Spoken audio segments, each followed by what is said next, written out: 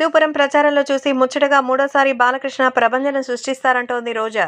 మొత్తానికి రోజా నోటికొచ్చినట్టు మాట్లాడడంలో ముందుంటుంది. బాలయ్య బాబు గురించి, బాలయ్య బాబుతో సినిమాలో నటించి బాలయ్యకి మరి ఒక సైకిక్ డిజార్డర్ ఉందని, అంతేకాకుండా బాలయ్య మరి రాజకీయాలకి పనికిరాడని ఎన్ని మాటలు మాట్లాడాలో అన్నీ మాట్లాడింది. మొత్తానికి వాళ్ళ పేటీఎం బ్యాచ్‌లకి సంబంధించిన విషయాల్లో ఎలా మాట్లాడుతుందో రోజా గారికి ఆమెకే స్పృహ ఉండదు. ఇప్పుడు తాజాగా వాళ్ళ పార్టీ ఓడిపోతుందని, నందమూరి బాలకృష్ణ గెలుస్తారని ఆమె సెన్సేషనల్ వీడియోలో అయితే చెప్తోంది.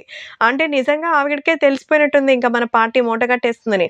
అందుకే నందమూరి బాలకృష్ణ విజయాన్ని సాధిస్తారని చెప్తోంది. తాజాగా బాలయ్య బాబు విజయం సాధిస్తారని, అఖండ మెజారిటీతో గెలుస్తారని రోజా చెప్పడం అందరికీ షాకింగ్‌గా ఉంది. బాలయ్య బాబు మూడోసారి కూడా గెలిచి హ్యాట్రిక్ సాధిస్తారని చెప్తోంది. అయితే రోజా పరిస్థితే అగమ్యగోచరంగా ఉంది. పార్టీకే దిక్కు దివాణా లేదు. ఇక రోజా గెలుస్తారనే గ్యారంటీ లేదు. సొంత నియోజకవర్గంలోనే రోజా ఓడిపోతుందని అయితే ఒక టాక్ నడుస్తోంది. ఆమెకు కూడా ఇది హ్యాట్రిక్. హ్యాట్రిక్ విజయం సాధిస్తుందా? లేదా మూడోసారి ముచ్చటగా ఓడిపోతుందా అనేది చూడాలి. సో తెలుగుదేశం పార్టీకి సంబంధించి అయితే నందమూరి బాలకృష్ణ హిందూపురం నియోజకవర్గంలో పక్కాగా గెలుస్తారని స్వయంగా ఆమె చెప్పడం ఇప్పుడు అందరినీ ఆకర్షిస్తోంది. రాష్ట్ర వ్యాప్తంగా తెలుగుదేశం పార్టీ విస్తృత పర్యటనలు చేస్తోంది. ఒక పక్క లోకేష్, చంద్రబాబు నాయుడు, పవన్ కళ్యాణ్ కూటమికి మద్దతుగా నిలిచిన నేపథ్యంలో బాలయ్య బాబు కూడా హిందూపురం నియోజకవర్గంలో ఎడతెరిపి లేకుండా పర్యటన చేస్తున్నారు.